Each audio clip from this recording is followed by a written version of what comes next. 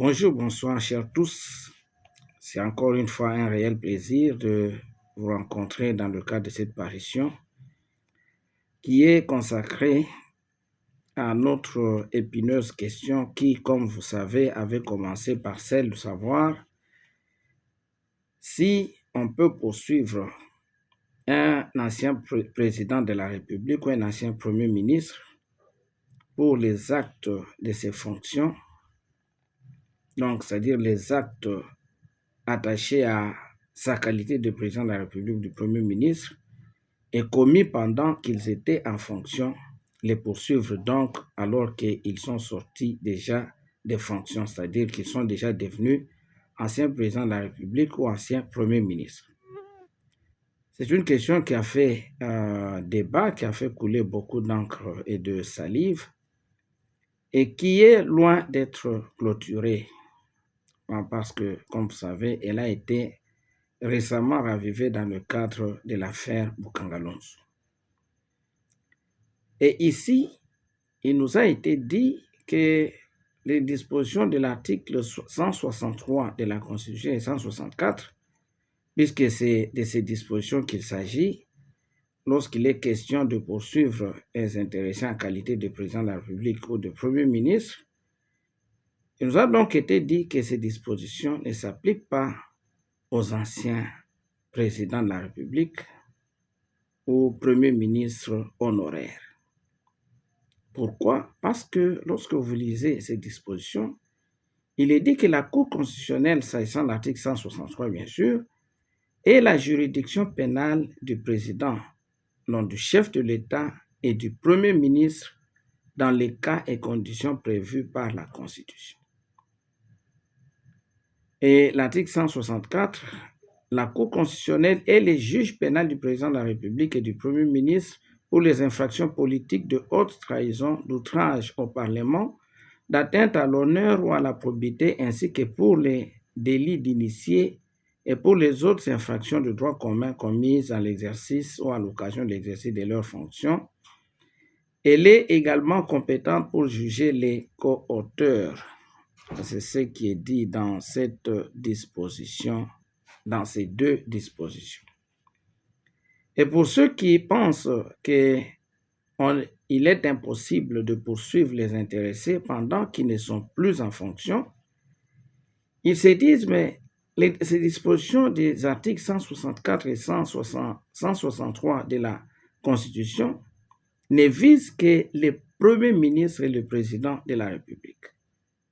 Ceux qui sont déjà sortis des fonctions ne sont plus Premier ministre ou Président de la République. Donc, on ne peut plus leur appliquer ces dispositions constitutionnelles. Donc quelques arguments ont été avancés pour justifier, n'est-ce pas, que ces dispositions ne s'appliquent pas à eux.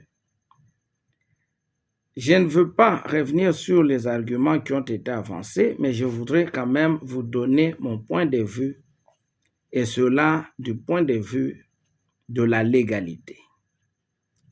Parce que vous constatez qu'il est question aujourd'hui, il est question donc plutôt dans ce débat de dégager le vrai sens, la vraie interprétation des dispositions des articles 163 et 164. Est-ce que ces dispositions peuvent être appliquées aux anciens présidents de la République et premiers ministres, ou bien elles sont seulement pour ceux qui sont en fonction? Je voudrais directement aborder et vous donner mon point de vue sur la question. Et celui-ci sera donné à la lumière toujours de la Constitution, parce que, vous savez, lorsque vous voulez interpréter les dispositions constitutionnelles, il y a des principes, n'est-ce pas, en matière de cette interprétation, et je voudrais insister sur l'un seul de ces principes, c'est que les textes légaux ou constitutionnels forment un tout, forment un système. Ce qui fait que les dispositions constitutionnelles peuvent s'interpréter les unes par les autres. Et ici, je voudrais prendre les dispositions de l'article 99. J'ai déjà eu à intervenir sur cette question à plusieurs reprises et j'aimerais tout simplement apporter ce point de vue pour nous les remémorer. L'article 99 de la Constitution dit ceci. Avant leur entrée en fonction et à l'expiration de celle-ci, le président de la République et les membres du gouvernement sont tenus de déposer devant la Cour constitutionnelle la déclaration écrite de leur patrimoine familial énumérant leurs biens meubles, y compris actions, parts sociales, obligations, autres valeurs, comptes en banque, leurs biens immeubles, y compris terrains non bâtis, forêts, plantations et terres agricoles, mines et tous autres immeubles avec indication de titres pertinents. Et le deuxième alinéa dit ceci, que le patrimoine familial inclut les biens du conjoint selon le régime matrimonial des enfants mineurs et des enfants même majeurs à charge du couple. L'alinéa 3, la Cour constitutionnelle communique cette déclaration à l'administration fiscale. Et l'alinéa 4, faute de cette déclaration en déant les 30 jours, la personne concernée est réputée démissionnaire. Et enfin, l'alinéa 5, dans les 30 jours suivant la fin des fonctions, faute de cette déclaration, en cas de déclaration frauduleuse ou de soupçon d'enrichissement sans cause, la Cour constitutionnelle ou la Cour de cassation est saisie selon le cas. Alors la question est celle de savoir est-ce qu'il existe un lien entre cette disposition de l'article 99 et ces deux autres des articles 163 et 164? Pourquoi? Parce que, vous savez, la Cour constitutionnelle, en tant que haute juridiction de l'État, a des fonctions qui sont diverses ou des compétences, je voudrais mieux m'exprimer comme cela, a des compétences qui sont tout à fait différentes. Elle a une compétence en matière, n'est-ce pas, de contrôle de constitutionnalité de loi. Elle a une compétence en matière d'interprétation, n'est-ce pas, de la Constitution. Elle a une compétence en matière de déclaration du patrimoine familial, n'est-ce pas, du chef de l'État et des membres du gouvernement. Et elle a aussi une compétence pénale. Et sa compétence pénale ne peut être exercée qu'à l'égard du président de la République ou du Premier ministre, ainsi que, n'est-ce pas, des personnes qui sont, n'est-ce pas, je dirais, complices ou coauteurs des infractions reprochées aux intéressés. Alors, cette compétence pénale est enfermée dans ces deux dispositions-là. Alors, quand on pose la question de la compétence pénale de cette juridiction, ceux qui s'opposent, n'est-ce pas, à ce que celle-ci soit compétente à l'égard des anciens premiers ministres et présidents de la République, s'accrochent au fait que ces deux dispositions, les seules qui parlent de la compétence pénale de la Cour constitutionnelle, ne sont relatives qu'à ceux en fonction. Je tiens d'abord à dire que rien dans ces deux dispositions ne dit qu'il ne s'agit que de ceux en fonction. Le constituant a parlé du président de la République et du Premier ministre pour les infractions qui sont commises, n'est-ce pas, dans leurs fonctions. Il est un principe que lorsque vous commettez des faits infractionnels, vous engagez votre responsabilité pénale. Mais pour ce qui est de poursuites, la loi, n'est-ce pas, a prévu un délai en déant lequel vous devez être poursuivi. Ce délai est appelé le délai de la prescription de l'action publique.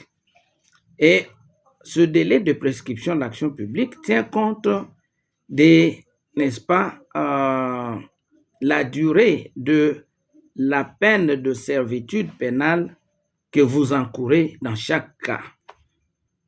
Il y a des infractions qui se prescrivent par 1 année, par 3 ans ou par 10 ans. Lorsque les faits sont punissables d'1 année maximum, la prescription est d'1 année. Lorsque les faits peuvent être, n'est-ce pas, punis de la peine de 5 ans maximum de servitude pénale, la prescription est de 3 ans. Mais lorsque vous allez au-delà, la prescription sera de 10 ans.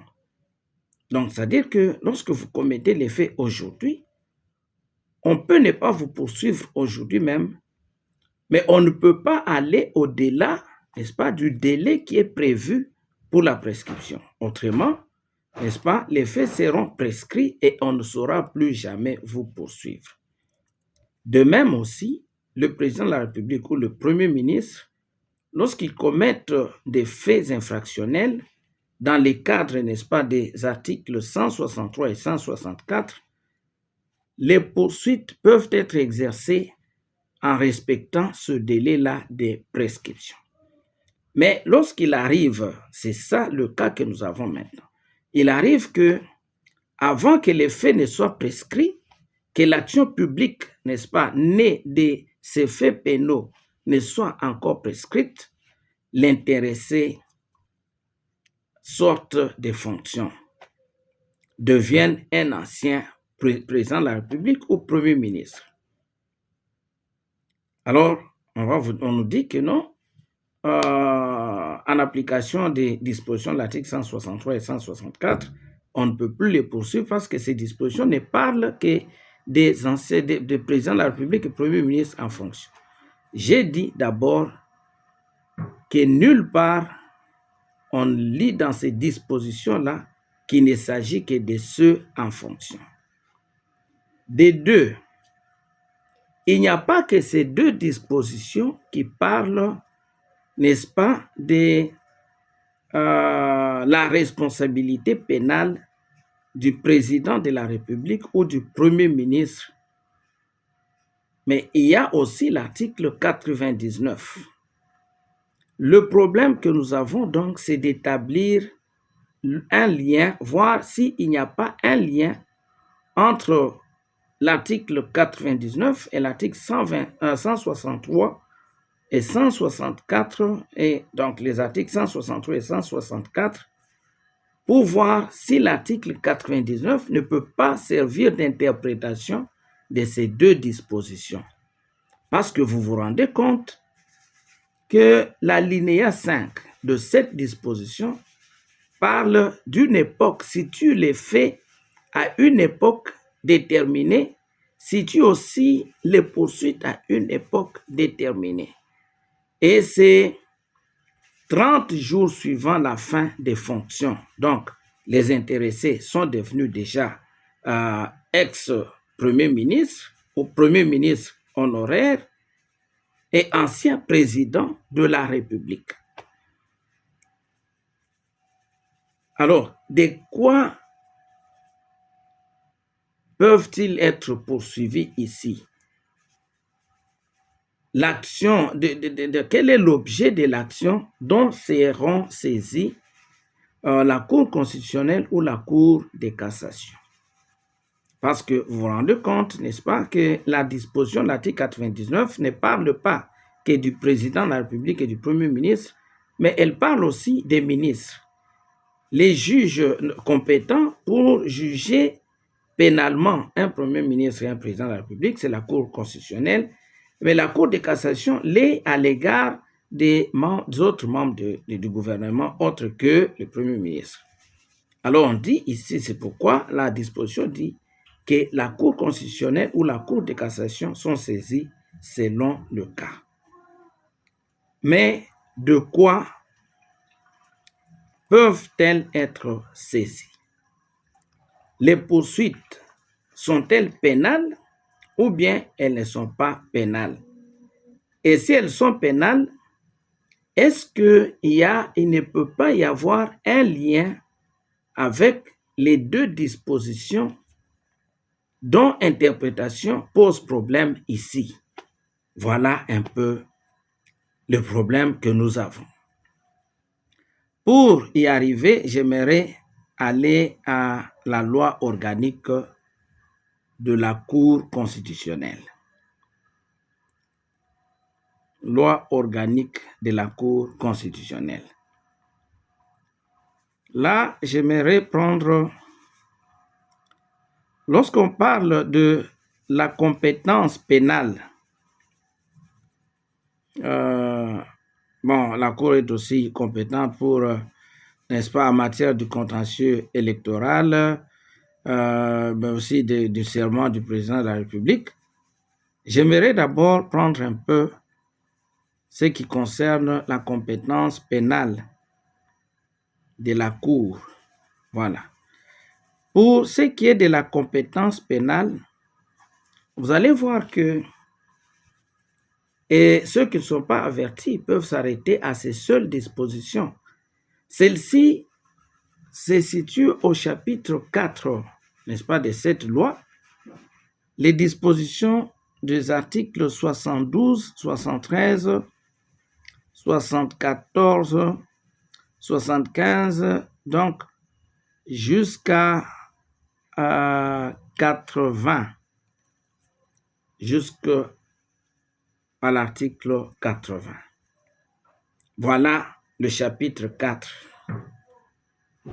Et on serait tenté de s'arrêter à ces seules dispositions pour dire que c'est ça les seules dispositions qui régissent la compétence de la Cour constitutionnelle lorsqu'il s'agit en matière pénale. Et qu'est-ce que ces dispositions disent? C'est pratiquement la même chose que les articles 163 et 164. La Cour et la juridiction pénale du président de la République, je suis à l'article 72, la Cour et la juridiction pénale du président de la République et du Premier ministre pour les infractions politiques de haute trahison, d'outrage au Parlement, d'atteinte à l'honneur ou à la probité, ainsi que pour délit d'initié. Elle connaît aussi des infractions du droit commun commises par l'un ou l'autre dans l'exercice ou à l'occasion de l'exercice de ses fonctions. Elle est également compétente pour juger leur coauteur. Et à partir des articles 73 et suivants, on commence à définir les infractions qui peuvent être mises à charge du président de la République et du Premier ministre. Vous comprenez que l'article 72, c'est la reproduction de l'article 164 de la Constitution. Donc l'article 72 de la loi organique, c'est la reproduction de l'article 164 de la Constitution. On pourrait donc s'arrêter à ceci parce que la loi ne parle de la compétence pénale que dans ces dispositions-là. Or, si nous allons au-delà de ces dispositions, et c'est là où, quand je parlais de ceci, on m'avait dit que je faisais un raccordement frauduleux. Frauduleux, pourquoi? Parce que la disposition que j'évoquais parle, l'article 99, parle d'une matière spécifique, celle de la déclaration du patrimoine familial du chef de l'État. Mais nous devons nous poser la question, pourquoi le législateur ou les constituants d'abord, puis le législateur ensuite, pourquoi ont-ils, n'est-ce pas, prescrit l'obligation de déclarer le patrimoine familial? C'est tout simplement parce que ils sont gestionnaires, n'est-ce pas, des biens de l'État, de la chose publique. en tant que gestionnaires de la chose publique, ils sont tenus à une obligation de redevabilité. Nous devons être en mesure de savoir de quoi est constitué leur patrimoine à l'entrée des fonctions, puis à la sortie, de telle sorte que, comparant les deux déclarations, nous puissions nous faire une idée de ce qu'a été leur enrichissement.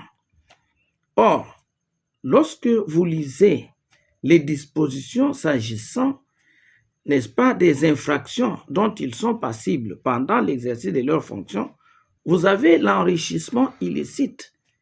L'enrichissement illicite constitue pour le président de la République et le Premier ministre ce qu'on appelle l'atteinte à la probité. L'atteinte à la probité est constituée de certains faits dont l'enrichissement illicite. Le détournement des deniers publics constitue une atteinte, n'est-ce pas, à la probité dans le chef des intéressés. Alors, c'est un mécanisme de contrôle de leur patrimoine qui nous permet de déceler éventuellement, n'est-ce pas, la commission de l'infraction de l'atteinte à la probité. Donc voilà la ratio legis, la raison d'être de cette disposition, n'est-ce pas, du dépôt de la déclaration du patrimoine familial. Alors, lorsque ils déposent leur déclaration et qu'on examine, qu'on trouve que soit la déclaration ou bien ils n'ont pas déposé la déclaration, ou bien ils n'ont pas, et donc la déclaration qu'ils ont déposée est frauduleuse, elle est fausse, ils ont dissimulé certains éléments de leur patrimoine. Ils ont dissimulé pourquoi? Pour montrer que c'est une richesse qui est acquise sans cause, n'est-ce pas? Un enrichissement illicite. C'est pourquoi on dissimule ça.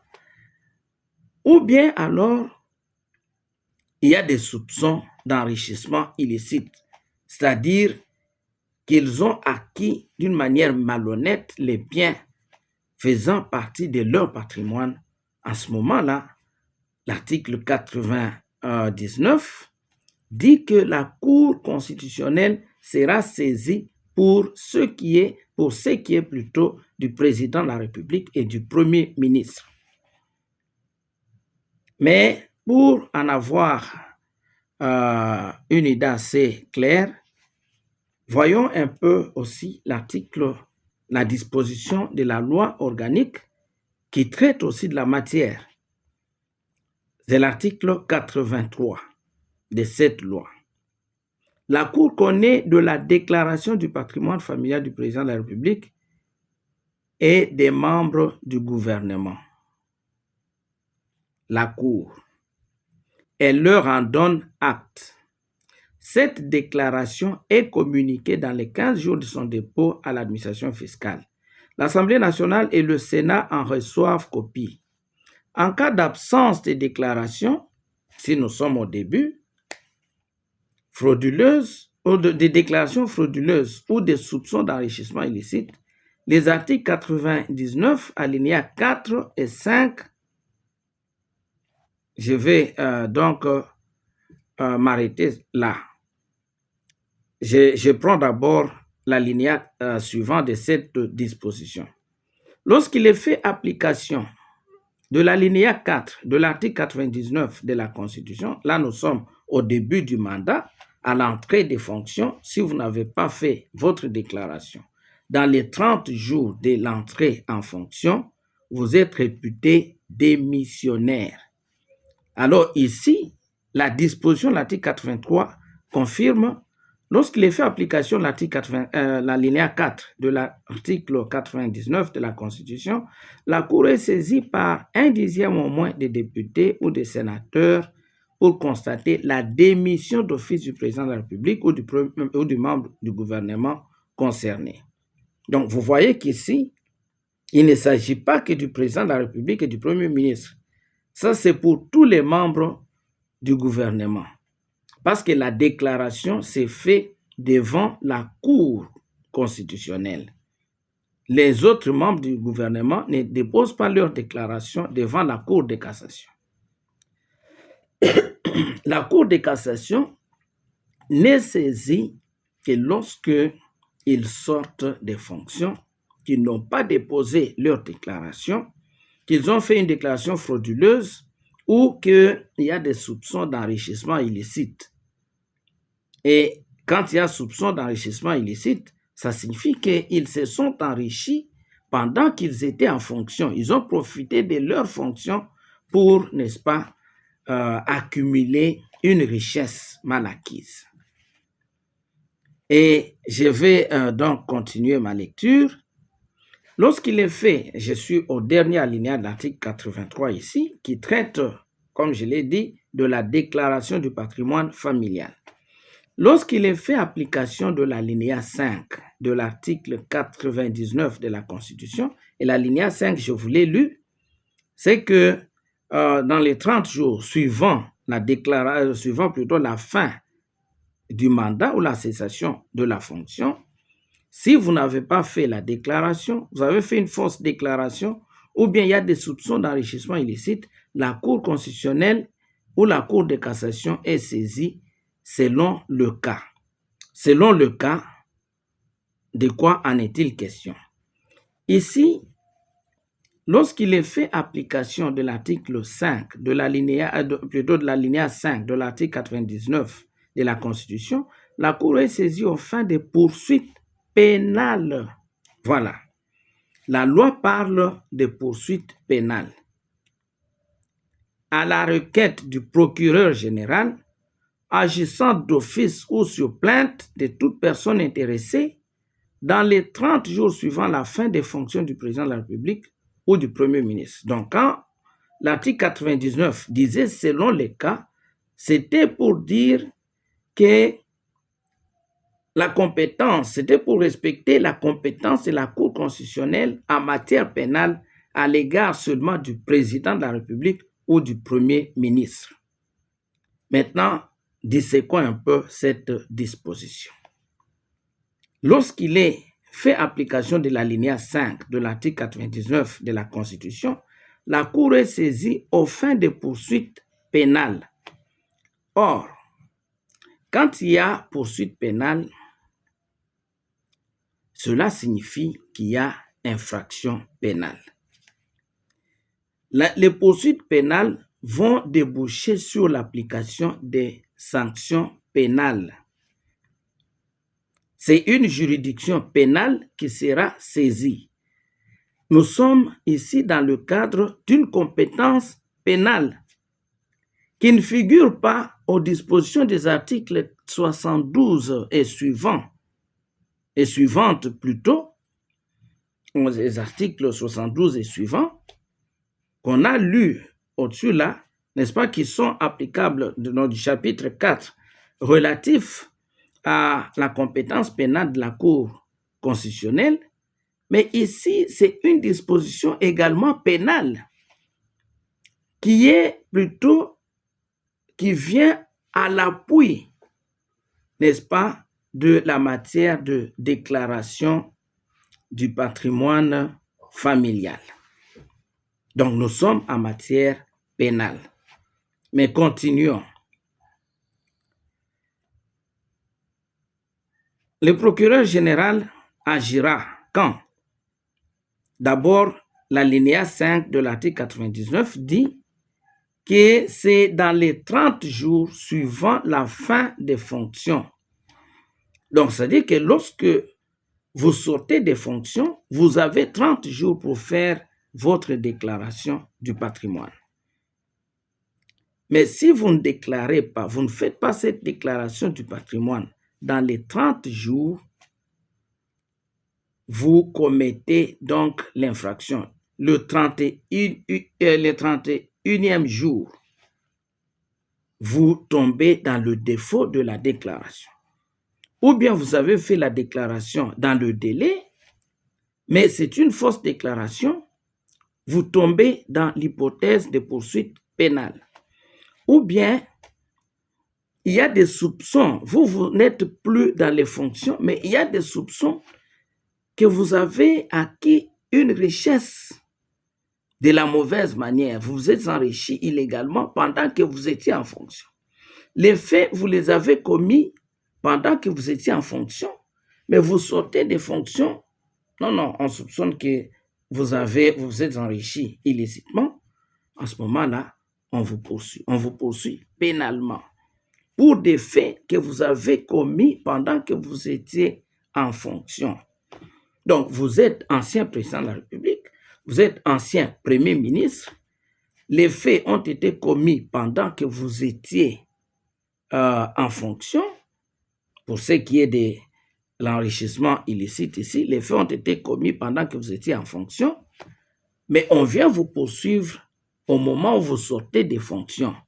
La Cour est saisie à la requête du procureur général, agissant soit d'office, soit à la requête, non plutôt sur plainte de toute personne intéressée. Mais allons encore beaucoup plus en profondeur. Prenons un peu le cas du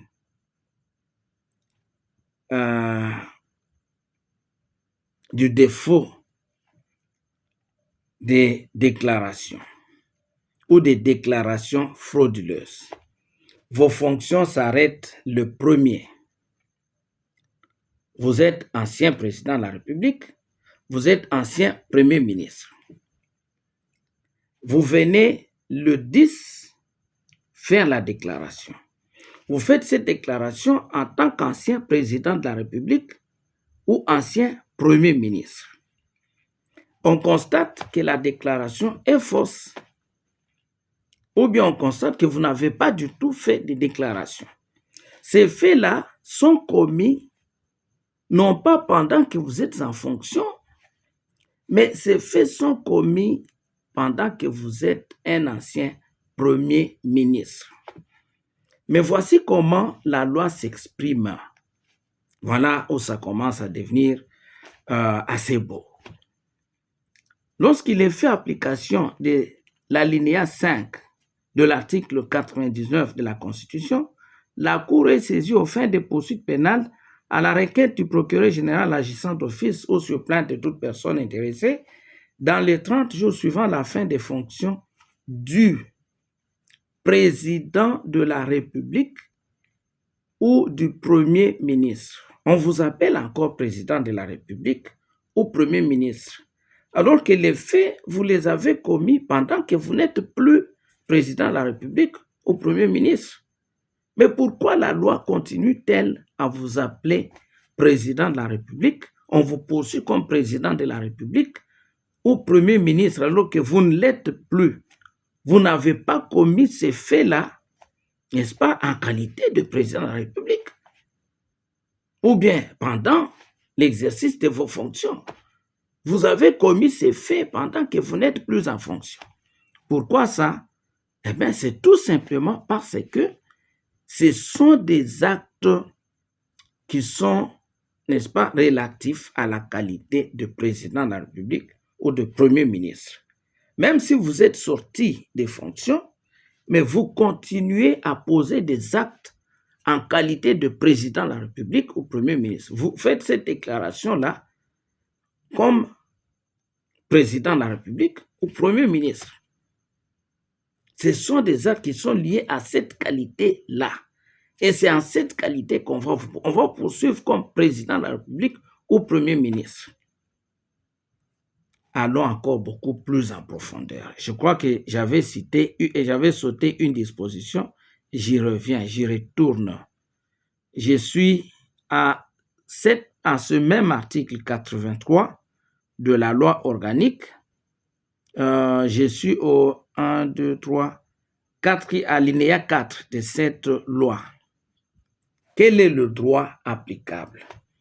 Parce que je vous ai dit que j'essaye maintenant d'établir un lien entre la disposition de l'article 99 et des articles 163 et 164. Voyons si la loi n'a pas établi ce lien-là.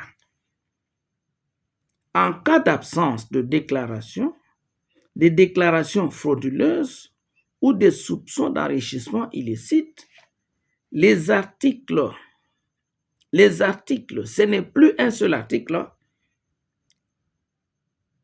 Vous voyez, là, c'était l'alinéa 5, n'est-ce pas? C'était les alinéas 4 et 5. Donc, les déclarations, plutôt l'alinéa 4, c'est au début du mandat et l'alinéa 5, c'est à la fin. L'alinéa 4, c'est pour constater la démission d'office. L'alinéa 5, c'est pour exercer des poursuites pénales. Je crois que je vous ai lu, vous avez vu. Mais voilà que lorsqu'il est question d'absence de déclaration, des déclarations frauduleuses ou des soupçons d'enrichissement illicite, les articles 99, alinéas 4 et 5 et l'article 163 de la Constitution sont selon le cas applicable. Donc, lorsqu'il est question d'une fausse déclaration, d'absence de déclaration, d'une déclaration frauduleuse ou des soupçons d'enrichissement illicite, on applique aussi l'article 163. Et pourquoi l'article 163? C'est pour autant dire que dans le cas qui fait débat aujourd'hui, l'article 99 traite de la même question que l'article 163. 163 a parlé des présidents de la République, mais même dans le cas des anciens présidents et premiers ministres, l'article 99 s'applique et en même temps l'article 163. L'article 163 qui parle seulement du président de la République et premier ministre s'applique également au cas des anciens présidents et premiers ministres lorsqu'il est question de l'hypothèse de l'alinéa 5 de l'article 99. Je ne sais pas si ce n'est pas assez clair pour que ce débat soit clos. Il est sorti des fonctions, mais on lui applique l'article 163 de la Constitution. Lorsqu'il est question de ces faits-là, la fausse déclaration. Alors dire non, nous sommes dans le domaine de la déclaration familiale et tout ça, comment est-ce que vous allez faire un raccordement frauduleux? Si moi j'ai fait un raccordement frauduleux, c'est le législateur qui est le premier. Il a fait le raccordement entre l'article 99 et l'article 163 de la Constitution. Donc ce n'est pas moi, ne vous en prenez pas à moi, prenez-vous-en au législateur.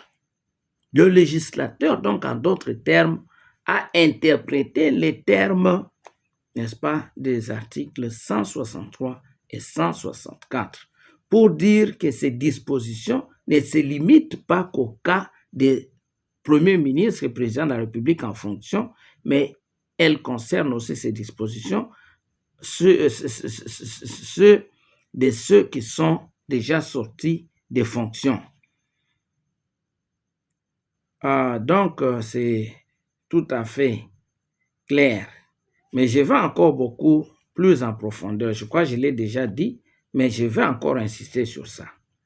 Lorsqu'on parle des soupçons d'enrichissement illicite, voyons un peu, lorsqu'il y a enrichissement illicite, comment est-ce que la Constitution qualifie ces faits-là?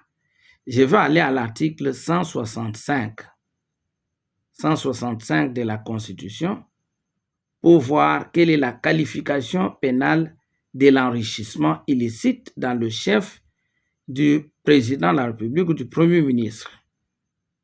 Lorsqu'ils s'enrichissent, ils réalisent quelle infraction?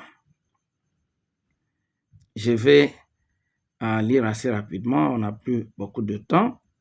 Sinon, nous ne voulons pas que ce soit très, très long. Je vais m'arrêter justement là. Mais voyons un peu pour n'est-ce pas, terminer cette affaire. Je suis donc à l'article 165 de la Constitution. Je prends l'alinéa 2. Il y a atteinte. Donc d'abord, l'article 164, je vous l'ai dit, la Cour constitutionnelle est juge du président de la République et du Premier ministre pour les infractions politiques de haute trahison, d'outrage au Parlement, d'atteinte à l'honneur ou à la probité. Donc, juge du président de la République et du Premier ministre pour ces infractions-là. Mais maintenant, l'atteinte à la probité, c'est quoi? L'atteinte à la probité. Il y a atteinte à l'honneur ou à la probité, notamment lorsque le comportement personnel du président de la République ou du Premier ministre est contraire aux bonnes mœurs ou qu'ils sont reconnus auteurs ou co-auteurs ou complices de malversations, de corruption ou d'enrichissement illicite. Lorsqu'ils sont reconnus coupables d'enrichissement illicite, il y a honneur à la probité. Et lorsqu'il y a enrichissement illicite, c'est la Cour qui est compétente. Or, nous avons ici dit que lorsqu'il y a soupçon d'enrichissement illicite, cet enrichissement illicite s'est fait pendant qu'ils étaient en fonction. Voici qu'ils sortent des fonctions. On constate qu'il y a soupçon, on saisit la Cour. Pour les faits d'atteinte à la probité commis pendant qu'ils sont en fonction, on saisit la Cour constitutionnelle et celle-ci est compétente. Donc, un fait énuméré à l'article 164, commis pendant les intéressés sont en fonction, mais les poursuites sont exercées au moment où ils sortent des fonctions, et l'article 99 de la Constitution ainsi que l'article 84 de la loi organique rendent la Cour constitutionnelle compétente. Compétente à l'égard d'un ancien président de la République ou un ancien Premier ministre, mais on fait application des dispositions des articles 163 et 164. Donc, incontestablement, l'article 99 de la Constitution est une disposition d'interprétation de l'article 163 et de l'article 164 de la Constitution. C'est autant dire, et je confirme, que la Cour constitutionnelle est juge de l'ancien président de la République et de l'ancien Premier ministre pour les infractions énumérées à l'article 164 de la Constitution commises pendant qu'ils sont en fonction et pour autant que le délai de prescription, que la prescription ne soit pas acquise. Cela étant, je vous dis bonjour, bonsoir chez vous, au revoir et à la prochaine. Je crois que vous vous abonnez pour ceux qui ne le sont pas encore et que vous allez partager pour que un grand nombre de nos compatriotes et même des étrangers qui peut-être sont intéressés par la question puissent, n'est-ce pas, avoir la lumière sur la question. La connaissance donne la lumière, la connaissance donne le pouvoir. Donc, on ne va pas vous tromper parce que vous connaissez déjà et vous avez plusieurs moyens d'apprendre. Vous pouvez aussi apprendre par cette vidéo. Et donc, je vous souhaite bonnes conditions d'écoute. Merci bien donc et à la prochaine.